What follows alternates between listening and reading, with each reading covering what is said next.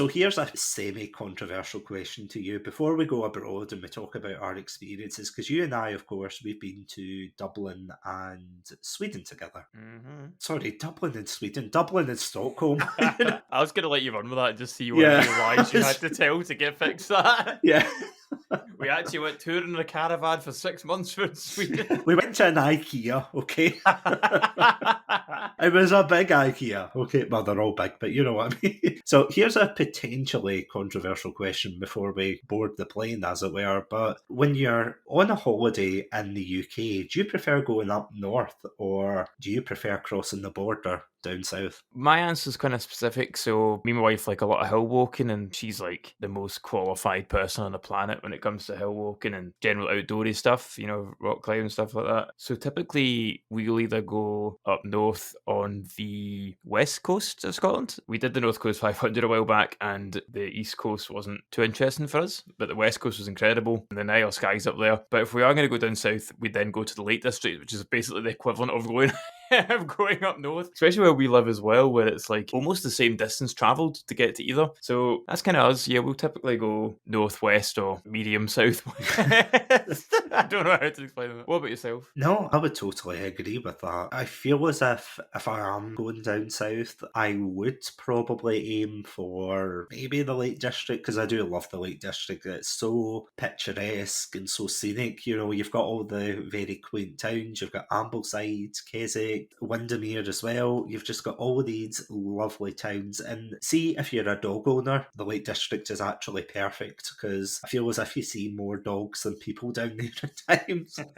The amount of shops that were just like, come on in, take your dog in. And of course, my puppy was just like, oh, I can't wait. Oh, what's this? What's that? Trying to speak in a doggy accent. And I'm like, come on, don't do that. Yeah, it's lovely. Whether you get the weather or not, it is just absolutely gorgeous. But again, I totally agree with you. If you go up north, there are so many picturesque towns, especially Skye as well. As you said, Skye definitely has changed over the years, because I actually remember when I was about 5 years old, give or take, 5, 6, I went there with my family, and I remember it was nice enough. We went to this like cottage place, and I remember it just being 2 houses and just fields upon fields. And then I think it was the last year, the year before, when we returned there, yeah, there's like houses everywhere now. So it's completely changed, but it's still absolutely gorgeous.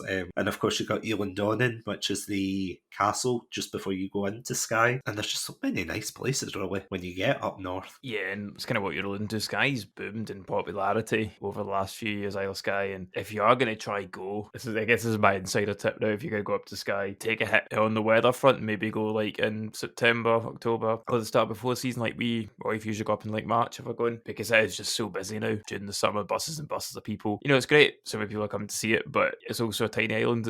Or a tiny isle that's not really made for that many vehicles on the road and so many houses. So it does get pretty crowded. It's one of those picturesque places that you think it looks beautiful and everything, but then you crack your head a degree to the side and then you see all of these tourists saying exactly the same thing. When you go abroad and you see that one thing that people rave about, whether it's like the Mona Lisa, whether it's the Sistine Chapel or like the Taj Mahal, something like that, and you're always told that, oh, it looks amazing in person, and then you go there and it's like everybody is there and they're all crowded round. I mean, again, Skye is a beautiful place. One of my favourite memories of Skye, when my wife went up, we went wild swimming. So you just get into your swim shorts and jump in and went to the ferry pools. Absolutely beautiful place. And it's got this like stone bridge you can go under, and it's all this beautiful like waterfalls that come down to these pools. And so we went for swimming it, and just as we jumped in, 2 busloads of tourists turned up, and there's like 100 people just watching me and Ainsley having a swim about.